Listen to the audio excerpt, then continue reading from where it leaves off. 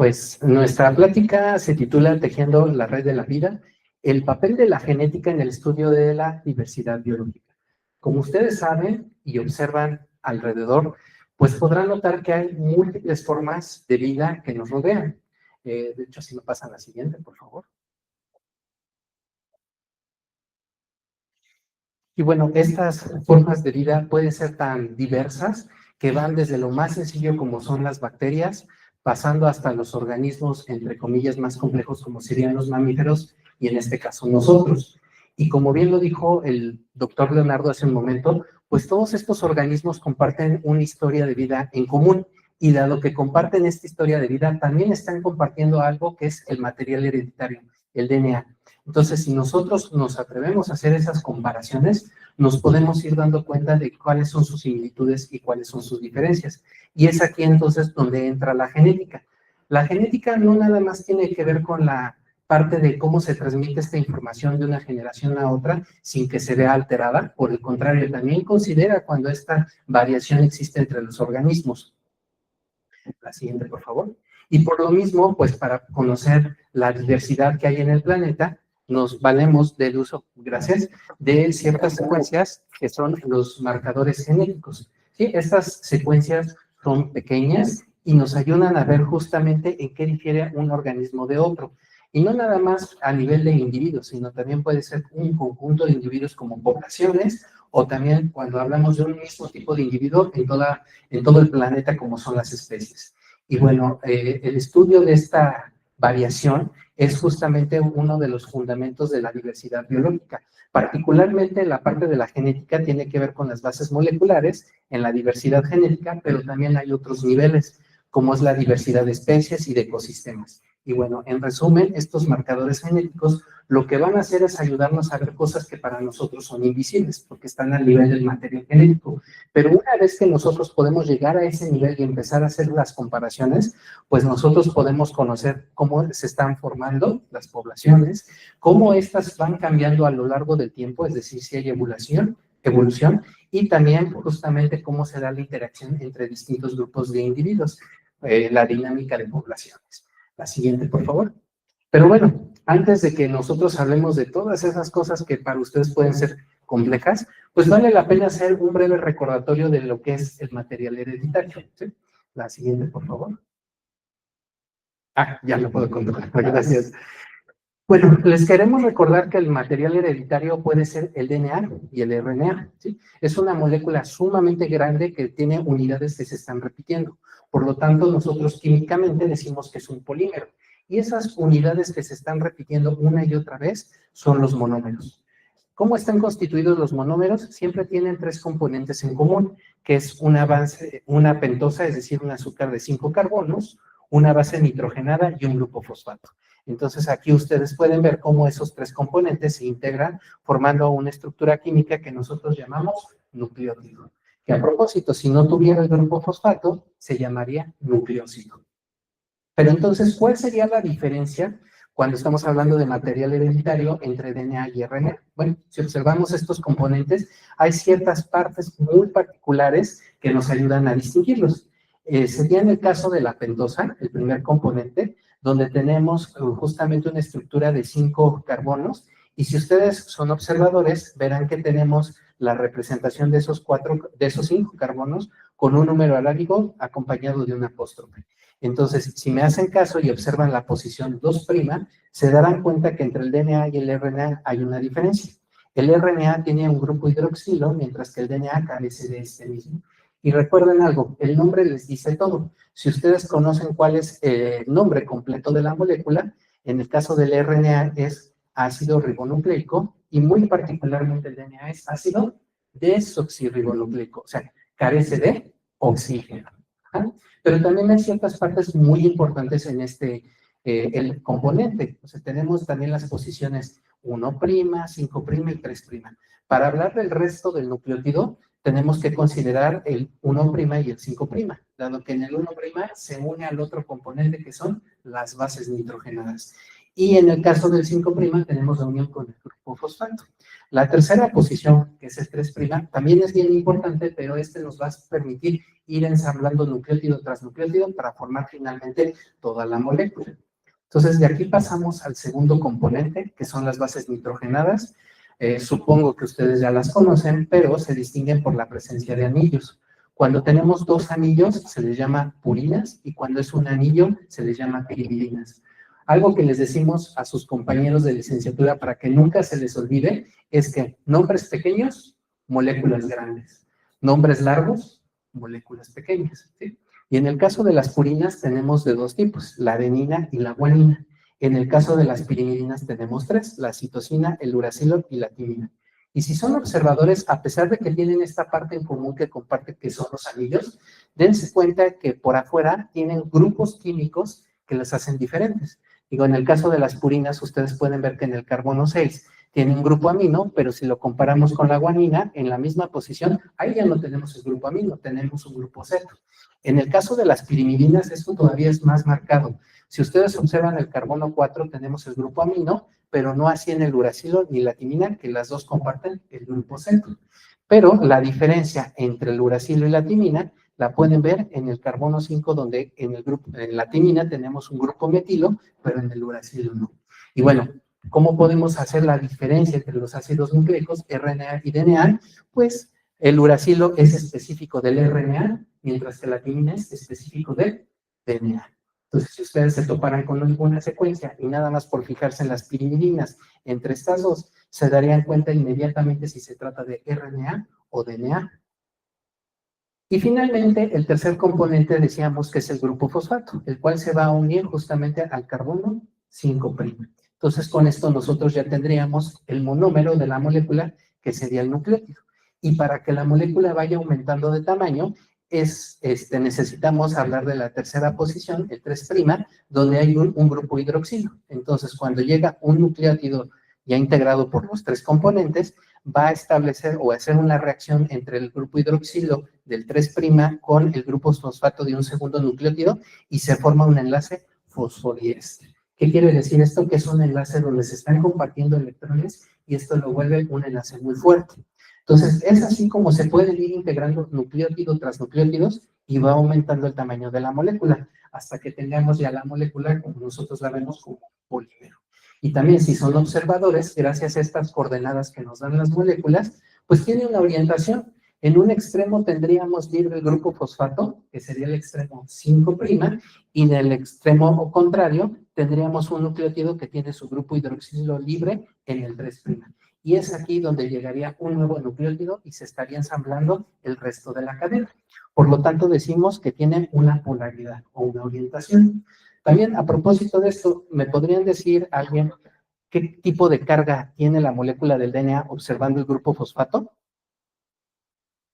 Negativa. Y eso es algo muy importante porque gracias a esas características que estamos viendo, las aprovechamos en el laboratorio justamente para trabajar con los ácidos nucleicos. Y bueno, todo esto tiene sentido y tiene relevancia. Ay, me pasan así, se trabó. Bueno, en lo que vamos avanzando les voy diciendo, tiene sentido, tiene relevancia, porque si nosotros no conocemos las características, la estructura de lo que estamos trabajando, pues nos vamos a ver limitados cómo vamos a trabajar. Y la molécula del DNA fue descrita ya en su ordenamiento, su composición, pues en 1953, pues por el trabajo de varios investigadores.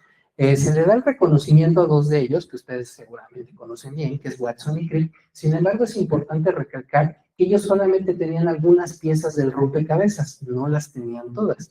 Y la pieza central o con las cuales pudieron deducir la forma de la molécula del DNA, pues se las dio otro grupo de trabajo, particularmente una investigadora, de nombre Rosalind Franklin. No sé si han escuchado hablar de ella.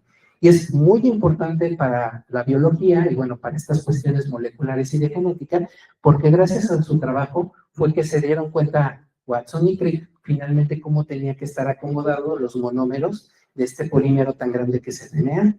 De hecho, su trabajo, todo gira en torno a esta famosa imagen, es la fotografía 51, donde ustedes pueden ver estos patrones de manchas que son distintivos de la molécula del DNA. El DNA es bombardeado por electrones y una vez que el electrón choca con algún componente químico, cambia su dirección. Entonces, esto queda plasmado justamente en la fotografía y gracias a la estructura que tiene, el patrón es distintivo. Ya, entonces, al observar esto, Rosalind Franklin ya sabía que la estructura del DNA tenía que ser una molécula de 2 cadenas, como si fuera una hélice. Cuando se enteran de esto, pues Watson y Crick se dan cuenta que ya tienen todas las piezas del rompecabezas y juntándolo con lo que ya tenían, pues le dan coherencia, le dan sentido. Entonces, en esta imagen, ustedes pueden ver 3 representaciones diferentes del DNA.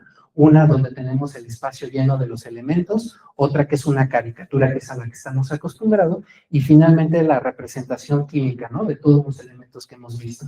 Pero ¿por qué es importante el trabajo de Rosalind Franklin? Y para entender por qué aprovechamos el DNA, porque en la imagen del medio ustedes pueden ver justamente las dimensiones del DNA, que son cosas que se repiten una y otra vez. Por ejemplo, la distancia que hay de un nucleótido a otro es de 0.34 nanómetros, también que se necesitan 10 nucleótidos para que el DNA dé una vuelta, ¿sí?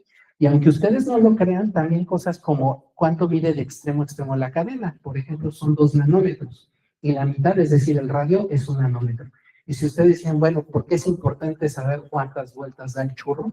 Créanme que sí es importante, porque las moléculas no son entidades conscientes. Para que puedan trabajar, para que puedan hacer lo que están destinadas, pues utilizan las propiedades físico-químicas. Y la relación de la distancia es algo que se valen para saber si realmente no hay la distancia correcta de la molécula. Y también, bueno, además de estas propiedades, pues se pueden dar cuenta de que al momento que gira se generan estas estructuras, que es el surco menor y el surco mayor, y aunque ustedes no lo crean, esta parte es bien importante porque es por donde se aproximan las proteínas, las enzimas que interactúan con el DNA. Bueno, esto es gracias a lo que nos dio Rosalind Franklin. Y finalmente la otra pieza que ya tenían Watson y Crick, aunque ustedes no lo crean, le daba sentido a estas dimensiones, y es cómo se iban a acomodar las bases nitrogenadas y los grupos fosfatos. Pues la respuesta es que para que se guarden estas dimensiones, sobre todo del diámetro y el radio, las bases nitrogenadas tienen que quedar en el centro y en la parte externa los grupos fosfatos. Y también, para que las dimensiones se sigan guardando, la relación de bases nitrogenadas es, siempre que hay timina vamos a tener adenina, y siempre que tengamos guanina vamos a tener citosina. Entonces, aquí sí tienen todo el mérito Watson y Crick, se dieron cuenta que una vez que conocían cuál era la secuencia de una cadena por sus bases nitrogenadas, en automático sabían cuál sería la secue'ncia de la cadena complementaria. Y resulta que para que esto se acomode y tenga sentido, tenemos 2 cadenas que son antiparalelas. Una va de 5' a 3' y la otra va de 3' a 5'. ¿Sí? Y bueno, también aquí les quiero hacer la pregunta. Si ustedes observan, ¿qué es lo que queda afuera de la cadena del DNA? El grupo fosfato. Y ustedes me acaban de decir que tiene propiedades o carga negativa. Entonces, si ustedes agarran esta muestra y la meten en una electroforesis, donde están haciendo migrar las cadenas de DNA, le están sometiendo a una corriente eléctrica. Si esto tiene carga negativa, ¿hacia dónde se va a mover? Hacia el polo positivo. Ajá. Entonces, justamente por este conocimiento es que podemos valernos de estas propiedades para poder trabajar con los ácidos nucleicos. ¿Ok? Y bueno, esta es la forma en que la tenemos que encontrar. Pero seamos honestos en algo. Las cosas no son perfectas y por más que las generaciones se estén dando, la información puede ir cambiando. Estos cambios se conocen como errores o mejor dicho, como mutaciones. Y ya si aterrizamos el concepto de las mutaciones, pues son cambios que puede experimentar el DNA en alguno de los nucleótidos o en varios de ellos. Dependerá de qué tantos errores haya, pues es la forma en que nosotros lo podemos clasificar. Y aunque ustedes no lo crean, las mutaciones no son buenas ni son malas, simplemente nos hablan de cambios. Y tiene la enorme ventaja de que las podemos clasificar de distintas maneras. Puede ser por su origen, puede ser por la estirpe celular que se ve afectada, el cambio morfológico, la expresión, o también por las propiedades bioquímicas. Por ejemplo, aquí esta tablita siempre la mostramos en los cursos de genética y se sorprenden sus compañeros, porque se van a dar cuenta todas las formas en que podemos analizar el material genético que está mutado. Puede ser por su origen y tenemos mutaciones espontáneas. Es decir, las que van a suceder de forma natural porque la DNA polimerasa se equivoca al ir poniendo los nucleótidos. Pero también cuando las muestras se exponen a ciertos compuestos, decimos que las mutaciones son inducidas. y esos compuestos son los mutágenos. ¿Ustedes saben de cuántos tipos hay? ¿Mutágenos? ¿No? Físicos, químicos y hasta biológicos. ¿Sí? También las mutaciones se pueden clasificar por la estirpe que están en la que se localizan. Puede ser en células somáticas, es decir, que afectan a algún tejido y en consecuencia están afectando a un individuo que las está portando. También puede ser por células germinales donde se afectan los gametos y estos son los que se van a transmitir a la siguiente generación. También tenemos la clasificación de cambios morfológicos, donde las mutaciones pueden ser deleterias, donde están comprometiendo la viabilidad, la vida del organismo. Pero un caso drástico sería la otra categoría, es decir, las letales, las que simplemente matan al individuo. Otra categoría es la expresión, por ejemplo, las condicionales, donde se requieren de ciertas condiciones para que se estén manifestando. Y su contraparte serían las no condicionales, es decir, las que siempre se están manifestando, no importa el contexto. De forma bioquímica, pues tenemos la pérdida de función o nulas, que lo dice el concepto, o sea, se acaba algo que ya tenía el organismo. Las hipomórficas es donde la función disminuye, las hipermórficas donde aumenta, y también tenemos la ganancia de función o expresión ectópica, es decir, que se van a dar en tipos celulares equivocados o en tiempos inadecuados. ¿Y qué es lo bonito y complejo de todo esto? Que ninguna de estas clasificaciones son excluyentes, todas son complementarias. ¿Qué quiere decir? Que podemos tener una mutación que se clasifica por su origen como inducida y puede estar afectando una célula somática y dependiendo del comportamiento podría ser deleteria y esto tiene que ver porque en la expresión es constitutiva o no condicional. Entonces, imagínense, esto nos da para estar hablando del material genético al derecho y al revés. Pero bueno, para no confundirlos, al menos aquí a lo que a nosotros nos interesa y por qué los estamos llevando de la mano con esta información, es que nosotros las podemos analizar al menos en dos niveles. Propiamente al nivel del material genético, que serían las mutaciones génicas o puntuales, y si tuviera que ver con más de un nucleótido, algo muchísimo más grande, pues estaríamos hablando de otro orden de magnitud, que sería a nivel de los cromosomas. Para esta plática, pues basta con que hablemos de las génicas. Y créanme que esto es bien importante porque para nosotros los genetistas, las mutaciones es la materia prima. Si nosotros no tuviéramos con qué comparar las condiciones normales, no sabríamos qué función o qué relación tienen las secuencias. Entiéndase así con un ejemplo inmediato. Si ustedes tienen un coche y nunca se descompone, no sabrían para qué funcionan las distintas partes del coche. Pero en el momento que algo empieza a fallar y empiezan a escuchar el tic, tic, tic, tic, tic, o les dice el mecánico, ¡ay! Eso es seguramente el radiador, eso seguramente son los frenos, lo pueden comparar con la versión funcional y ya sabrían. Lo mismo pasa con el genetista. Tenemos un gen que se está expresando, nos da una proteína, pues tenemos la apariencia o el fenotipo normal. Su contraparte sería el mismo gen que se encuentra mutado y bueno, en el mejor de los casos nos puede dar una proteína normal donde se altera la función y en el peor donde simplemente no hay proteína. Pero al tener este punto de referencia, nosotros podemos comparar y saber para qué funciona.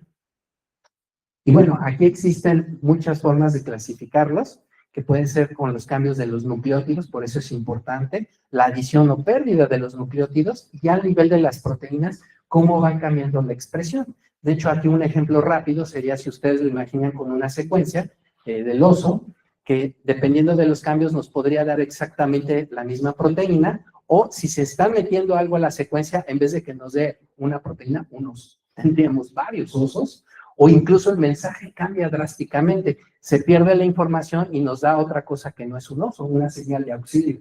Y en el peor de los casos, simplemente no hay mensaje o proteína que se esté generando. Finalmente, esto es importante para que ustedes sepan que todos esos cambios y lo que están expresando nos sirve para hacer la comparación entre los organismos y poder ver la diversidad que existe. Pueden ser a nivel de enzimas, puede ser a nivel de secuencias cortas o algo tan minúsculo como simplemente un cambio en los nucleótidos, los famosos SNPs. Y además de la información que está dentro del núcleo, también tenemos material genético que está afuera en el citoplasma, como es en las mitocondrias y en los cloroplastos. Pues también esa información nos ayuda a hacer la comparación entre los organismos para que nos demos cuenta de la diversidad que existe. Y bueno, aquí yo le cedo la palabra a la doctora América para que les termine de hablar de todo esto.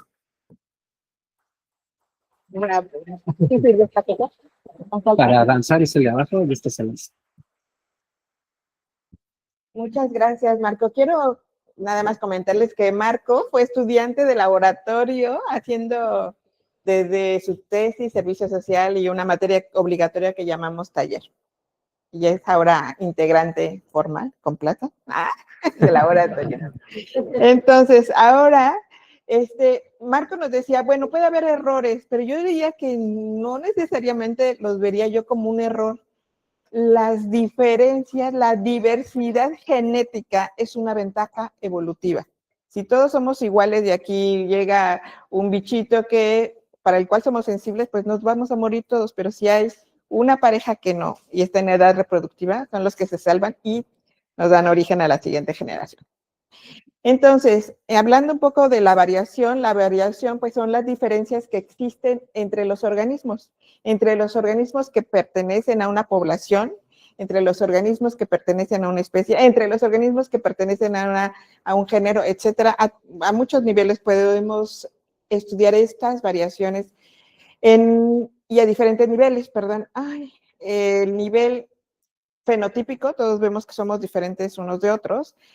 A nivel genético, sí tendríamos que tomar epitelio bucal o su sangre para ver cuál es su genotipo. Y también podemos verlo en cuestiones metabólicas, ¿no? Por ejemplo, ¿quién es diabético aquí? Pues es una cuestión metabólica que solo podemos estudiar si hacemos cierto tipo de análisis. Nos decía Marco que pues aquí está la molécula que pues yo llamo de la vida, y sí, porque ahí se contiene la información genética que se rearregla en lo que llamamos cromosomas, y estos cromosomas contienen toda la información genética que va a dar origen a un fenotipo. Esta letra R mayúscula y R minúscula, los genetistas la representamos que es un gen y dos formas alternativas de este mismo gen que vamos a llamar alelos. Finalmente, esta plantita pues se traduce. ¿Qué vamos a estudiar de la planta? Pues no vamos a estudiar toda la planta. Mendel estudió solo 7 características de la planta y en una de ellas fue la rugosidad de la cáscara del chícharo, ¿no? ¡Tarán! Y otra cosa súper importante de la diversidad genética, como les decía, podemos tener un fenotipo interno, que son las moléculas que nos dan viabilidad respecto al metabolismo, ese es nuestro fenotipo interno, y un fenotipo externo, cómo me veo por fuera.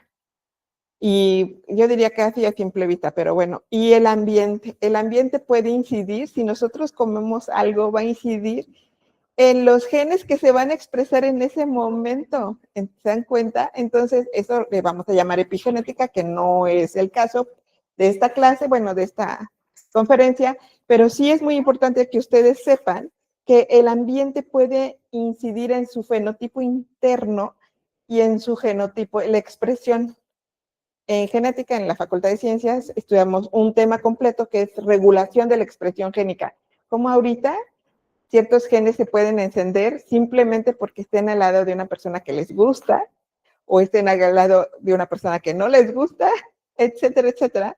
Y bueno, es súper interesante la epigenética. Bueno, respecto a la variación, yo les decía que la podemos ver a diferentes niveles. El fenotipo, como nos vemos por fuera, y el genotipo, las mutaciones. Marco les habló de las mutaciones puntuales y hay mutaciones cromosómicas y la meiosis es una generadora de nuevas combinaciones genéticas que pueden dar una ventaja adaptativa. En este caso, aquí está representado por Herker, un gen, y estos pececitos pues tienen diferentes formas del mismo gen. Por ejemplo, estos son 2 alelos diferentes y por lo tanto le llamamos un organismo heterocigoto, y al que tiene 2 formas iguales le llamamos un homocigoto, ¿no? Y ahí en la población vemos cómo están representados, etcétera, etcétera.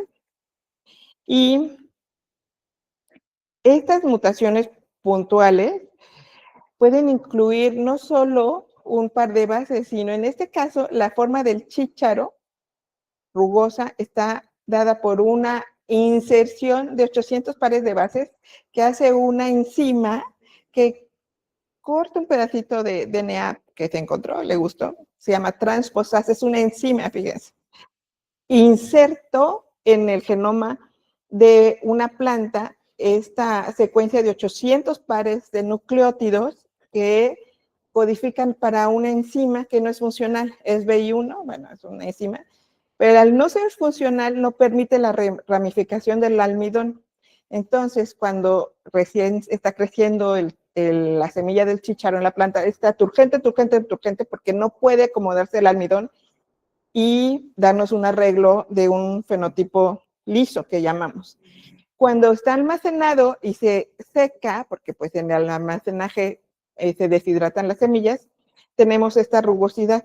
Como no se permitió la ramificación del almidón, esta semilla rugosa que a mí de chiquita, yo quitaba esos chícharos del arroz y decía, ¿qué onda? ¿Qué? Están bien feos. Son los más dulces. Entonces, realmente son los que le dan el sabor al arroz con chícharos, la verdad.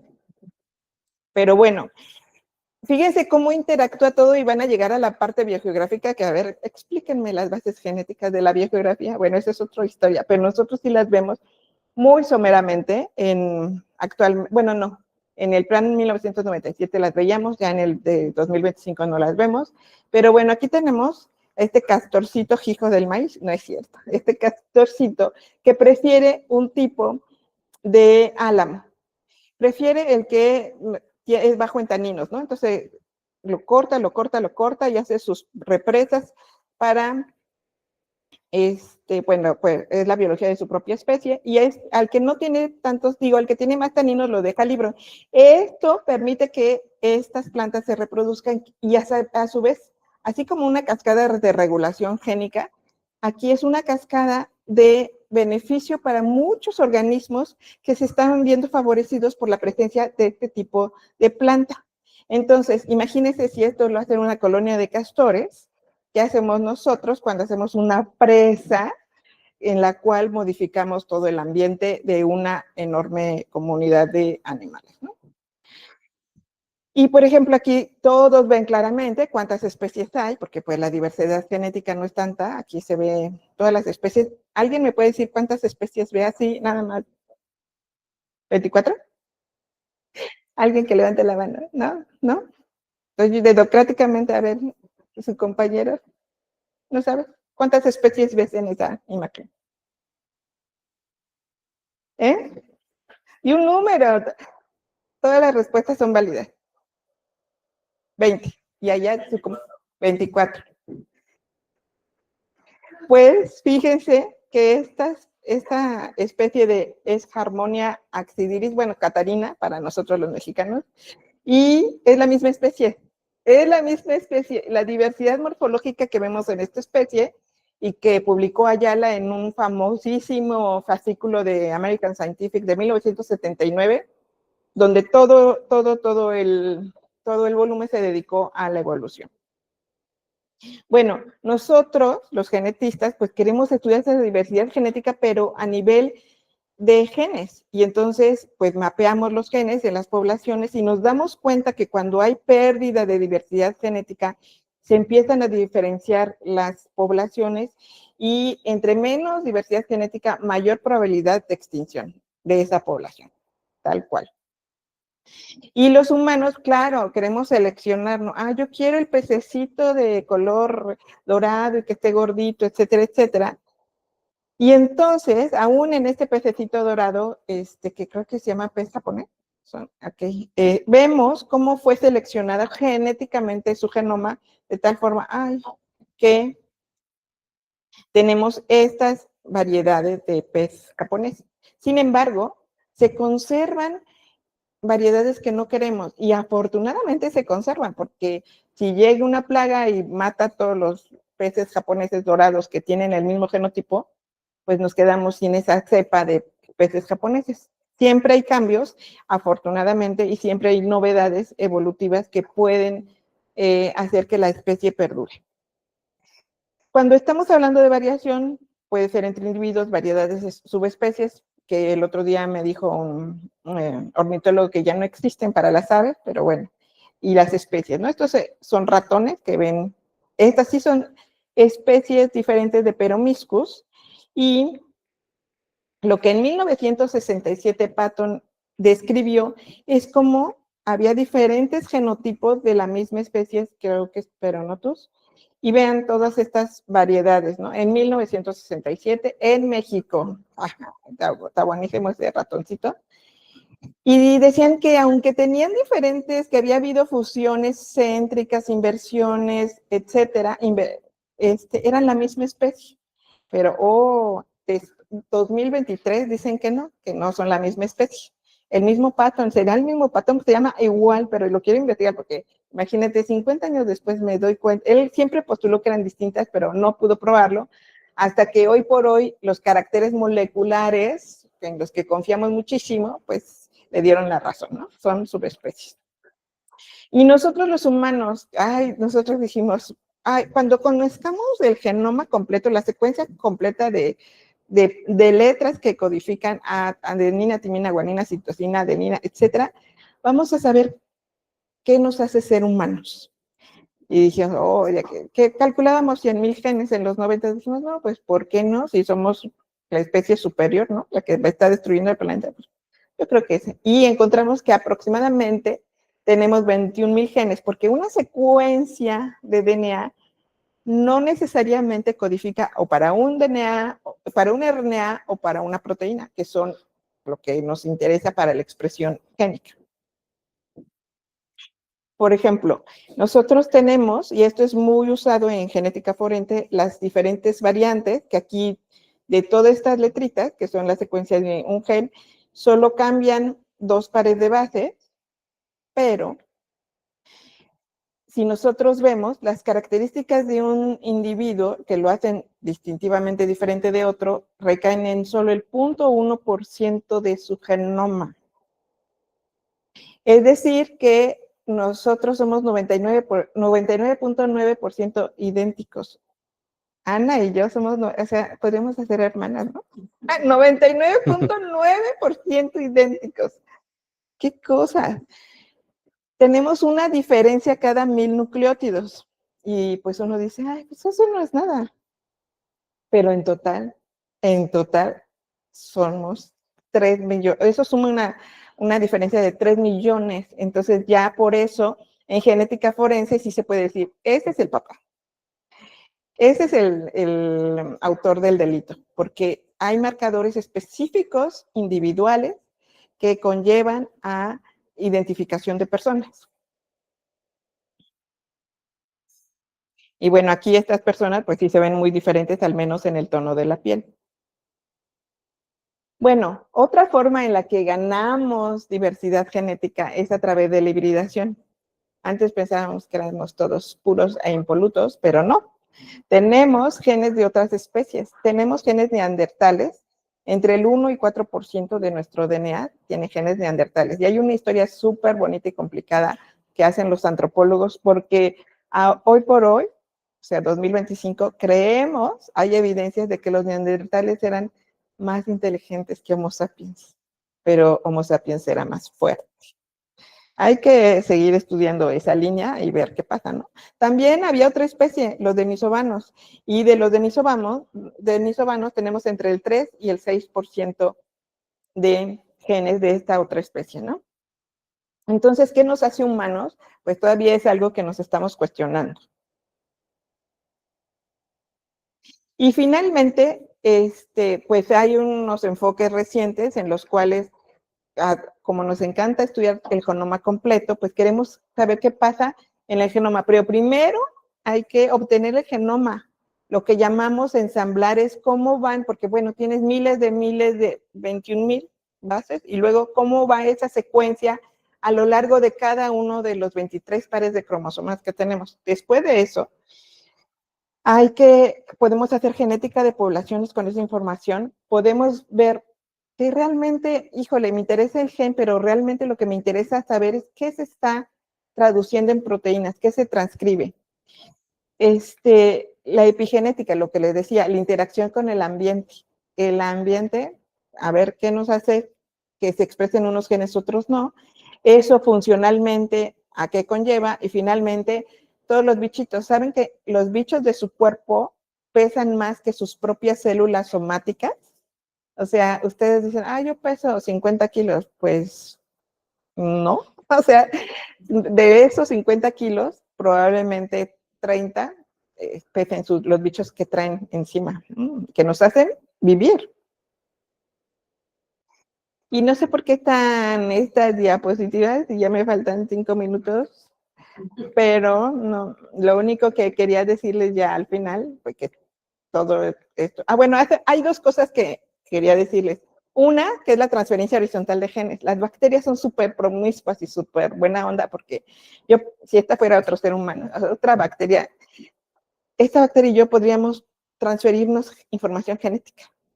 Así, aunque no sea de mi propia especie, imagínense tocarse, se llama conjugación ese proceso.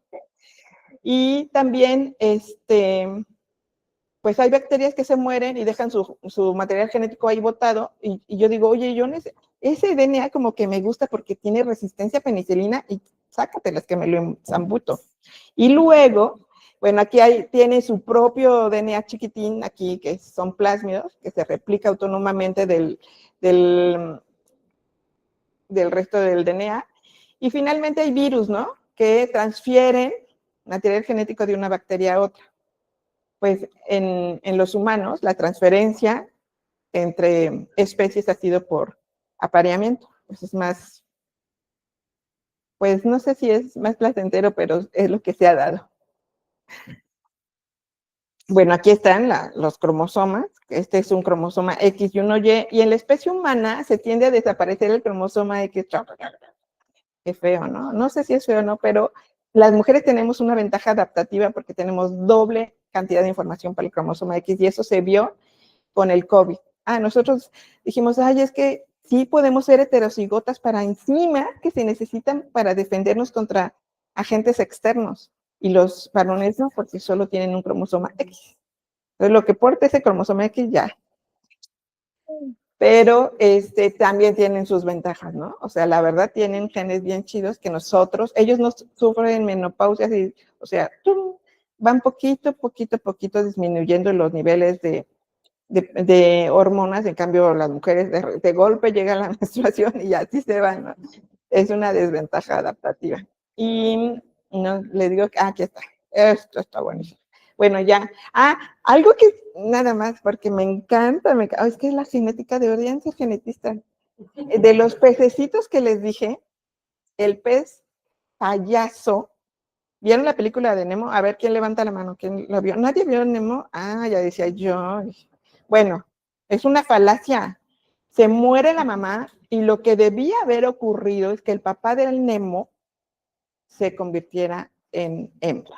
Y no, pero imagínense que a lo largo de tu vida, ya físicamente y biológicamente y conductualmente y metabólicamente, puedes cambiar de sexo, o sea, sin operaciones ni nada, o sea, poquito a poquito, pero cambian los peces. Y es gracias a la plasticidad genética, que otro día hablaremos de eso, pero lo que les quiero decir con esta diapositiva es que pues todos estamos interconectados genéticamente hablando, y pues que es la diversidad genética es lo que nos ha permitido sobrevivir, y espero que nos dé la inteligencia suficiente como para no seguir destruyendo el planeta. Gracias.